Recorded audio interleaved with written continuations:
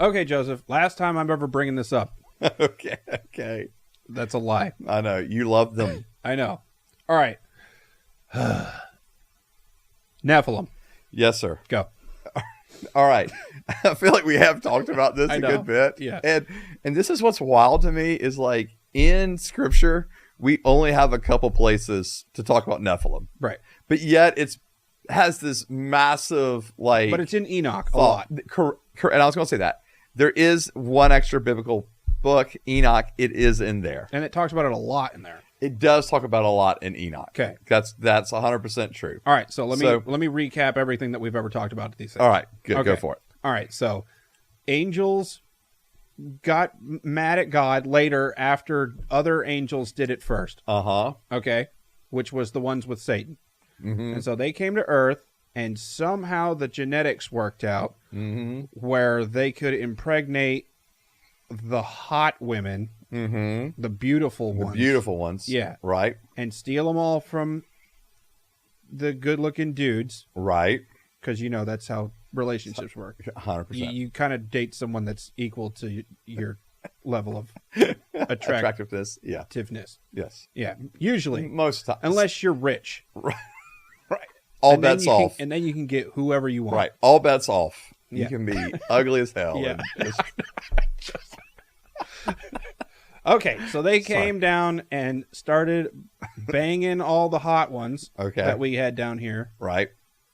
Which probably was most of them because we didn't have nasty food like we got now. Like there was no Burger King back then making everybody, huge. So there are a lot of hot ones, more than we have today. Okay. Yes. Yeah. So then they did that, and then they made kids with them that were half angel, half hot woman, called Nephilim. Correct. Okay. Yes. And then I don't know what they did after that point. Right. But Enoch knows, apparently. But Enoch definitely knows. Okay. All right. So, so you're 100% correct. So in Genesis 6. I am? Yes. I mean, like, that's the story, right? In Genesis 6. Okay. Like, and then they show up later somewhere, maybe. Yeah. And when it talks about sons of God, like one of the thoughts is like, is this part of like the council that was like getting too heady? There's a thought of like, all right, this, because it refers to them as the sons of God, right? In verse 2 of chapter 6 in Genesis. Which just means angels. Which just, for some people, it just means angels. Okay. For others, they'll take that sons of God phrase and they'll go, oh, well, that's more of like the council that was there in heaven, like a heavenly council. Okay. And these are those, I mean, they're still spiritual beings, right? But they're the ones that leave. And so regardless, either way, you're right. They come, have sex with women, have children. Those children referred to as Nephilim. Okay. And in chapter 6, verse 4 of Genesis, it says, the Nephilim were on the earth, both in those days and afterward, when the sons of God came to the daughters of mankind, who bore children to them. They were the powerful men of old, the famous men. And so it's actually, there's a thought process that maybe this happened more than once. Oh, okay. Yeah. All right. So like, because again, and it could still happen again. It could happen again because again, that's weird. That's weird, right? So that could happen again. Or two, what happened was that actually, so, because one of the questions is, well, wouldn't the flood have just killed all these beings? Right. Right? I mean, that would have been the understanding. Like, they would have just killed them all off. And so, however, there's a thought that in Enoch and other places, that in other literature outside of Scripture, that maybe the Nephilim actually were, yes, they were killed. Their physical bodies were killed, but their spirit beings remained. Oh, their bodies were killed in the flood. So their human half got killed. The human half got killed. Okay. But their spirit beings kind of remained. Which are eternal.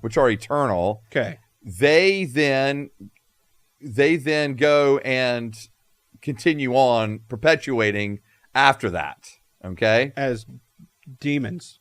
Yeah. Yeah. As demons, or not as demons, or not as demons, and actually taking bodily form again. Oh.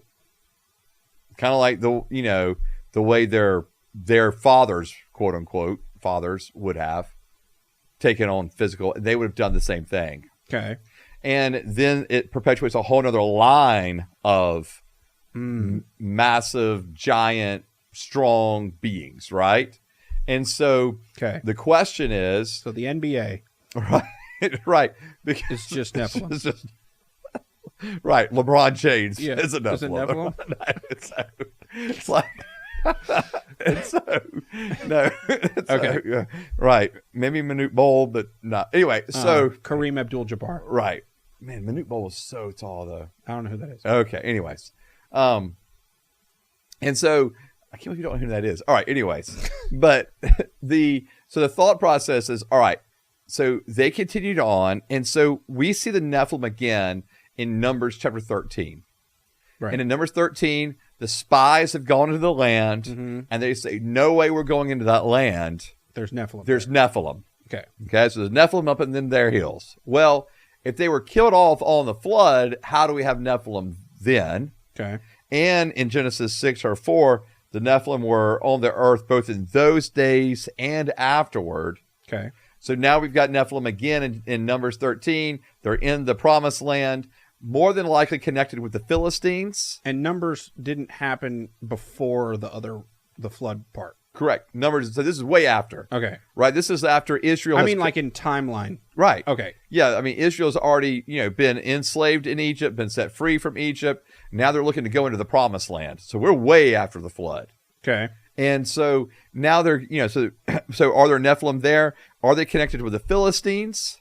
Remember Goliath? Oh. He's a Philistine. Was he a Nephilim? And there's a question, is he a descendant of a Nephilim, right? Like, was he, is he really 5 cubits high? Is he really like 9 feet? Is that what we're talking about here? And so are those the giants? Even some of them will refer to, remember there was a king Nimrod in Genesis 10 that was like leading the people basically to become, like gathering all the people up that ended up building the Tower of Babel. Oh. And then God disperses them all over the place, right? Okay. And so the idea is, okay. And they can't talk to each other? Right. They can't talk, communicate. But in that dispersing, where Nephilim dispersed through the lands, okay, these being giants through the lands, and they're like the mighty kings of old. Like we're talking about here, they were the powerful men of old, the famous men. Is it that they became these kings in other lands because of their strength and their power? So basically, if no one from Noah's family had any Nephilim in them, then they must have gone and re-inhabited other lands. But they couldn't have. They had to have repossessed people or something. Right. Or the spirits would have had to come and do this again afterwards if there was more later. Correct. Okay, yeah, so it's not the same Nephilim. Right. So either, well, maybe, right? Really the theories we're working here with are, one, flood killed the Nephilim physically, but not in their spirit being bodies. Okay. But their spirit being bodies were able to basically like take on the form of men. Just like their fathers, quote unquote, the had sons done. Of man just did. And correct. Okay. So that's one theory. So that's how they continue to perpetuate. Or Genesis 6 happened again. So are Nephilim just like demon possessors at this point? Well, can you expel the spirit half of my Nephilim being out of me? I see what you're saying. Through exorcism and just get rid of it that way? Yeah, and the human half is just human half? Right. Right? Right. Yeah, or yeah. I mean, I see what you're saying. I mean, obviously the question is like when did this did it cease?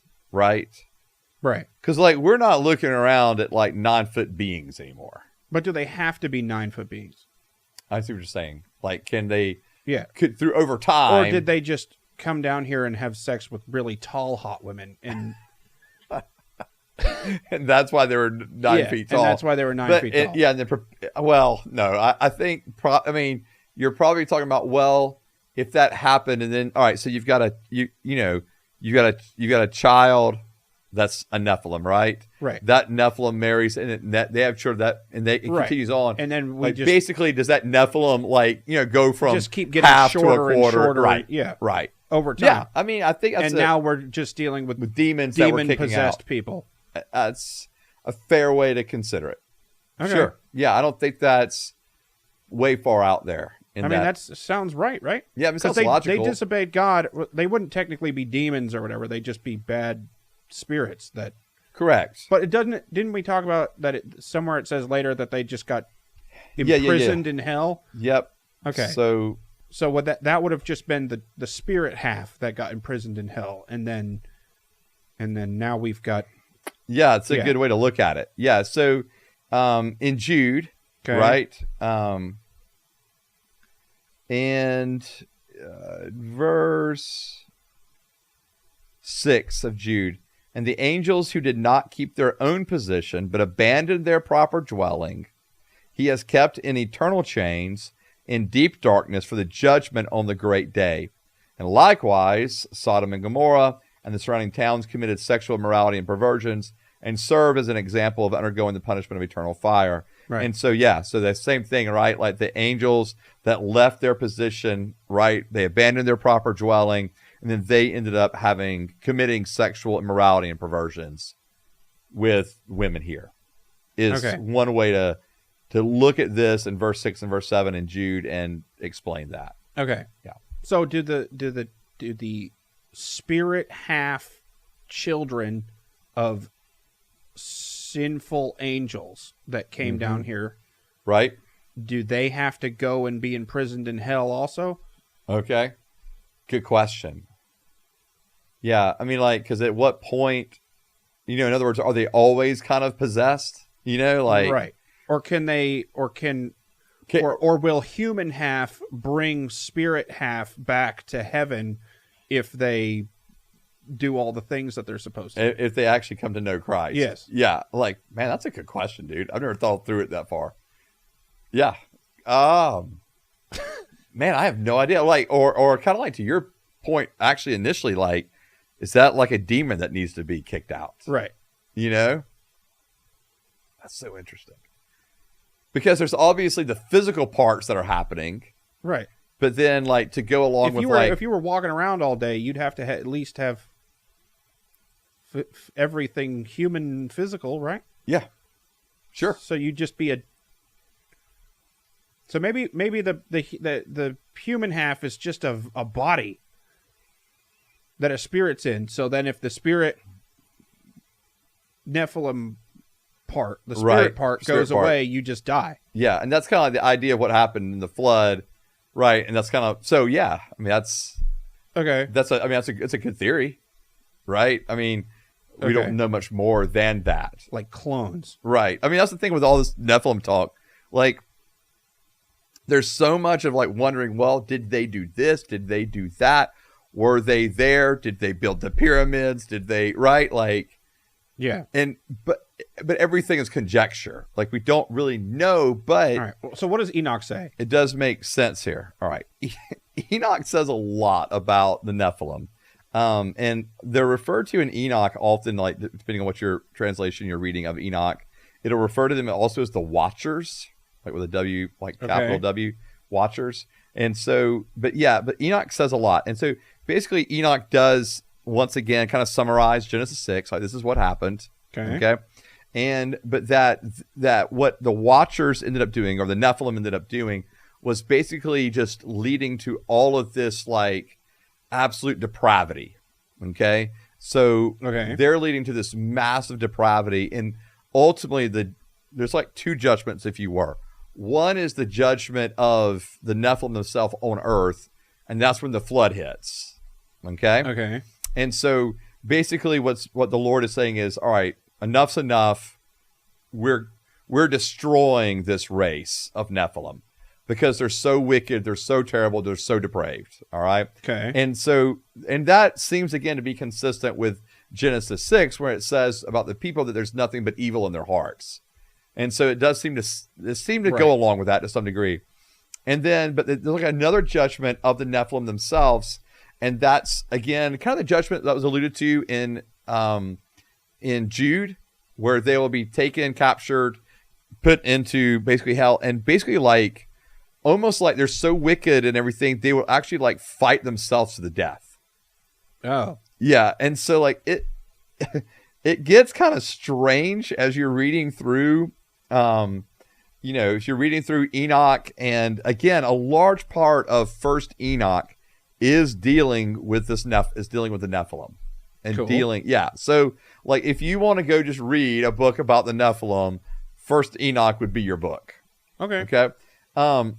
Now there is a scholar, and I want to mention his name because he's probably the one that people most often refer to or cite when they're talking about Nephilim, and especially when we're kind of going beyond what maybe we clearly can see from Scripture, and then to begin to say, well, maybe here's actually how these Nephilim played out beyond that. So Michael Heiser says that... Who is a Nephilim himself? No, I don't think so. This is a cover-up. Yeah. he is recognized as a Bible scholar. Okay. Even though he may be like a little more on the kind of the I don't want to say outskirts, but like the peripheral side. Like he's like it's known that he writes some pretty kind of weird, pushing the envelope type of stuff. Okay. Not like you.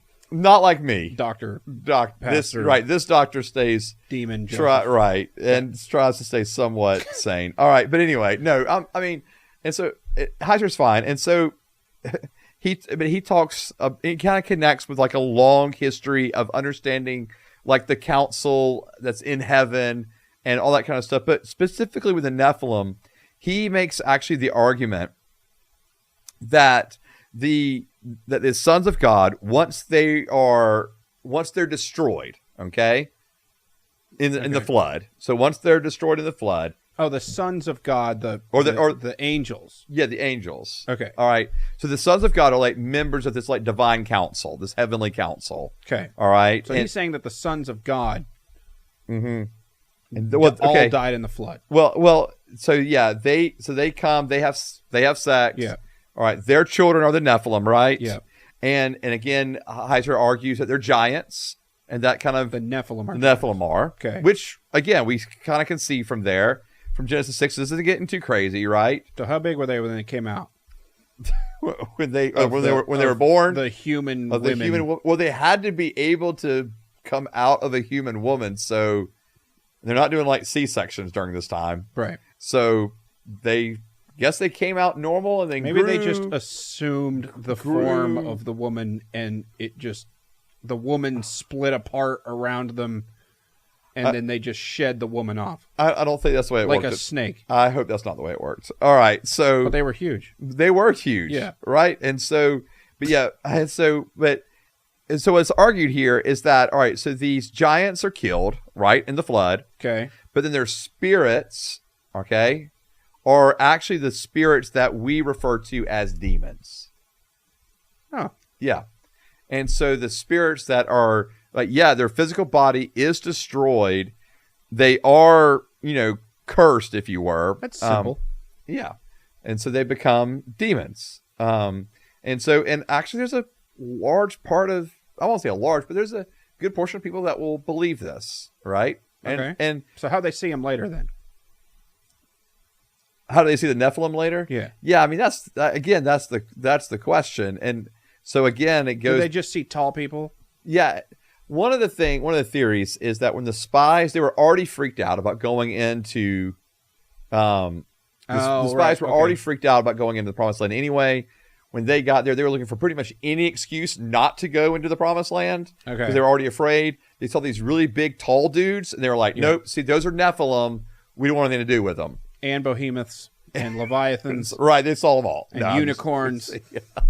No unicorns. Okay. Not yet. And so they were just like, all right, they're too big. And so the question is like, did they actually see Nephilim?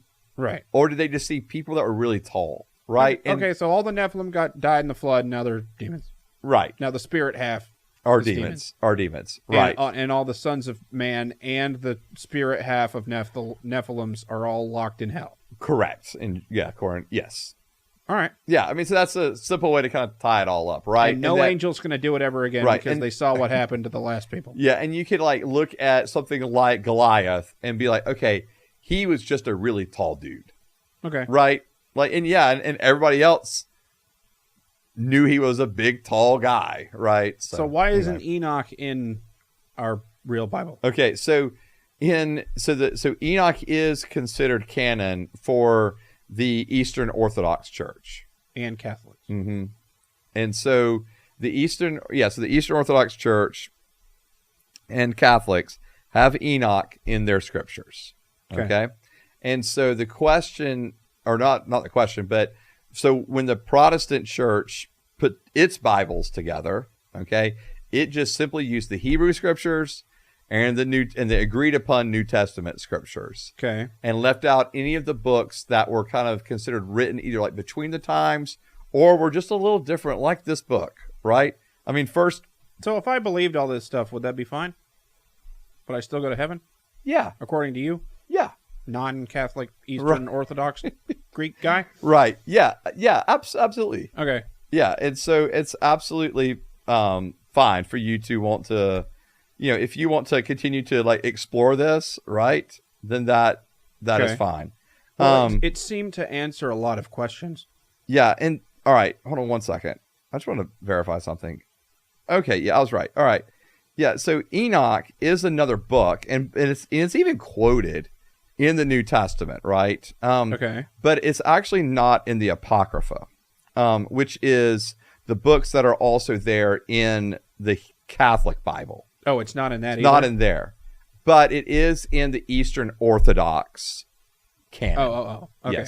Yes. So, and that's kind of, again, you've got these differences between what do the Catholics consider canon, what do Protestants consider canon, what do Eastern Orthodox consider canon, and Eastern Orthodox consider Enoch canon. Okay. But Catholics and Protestants do not.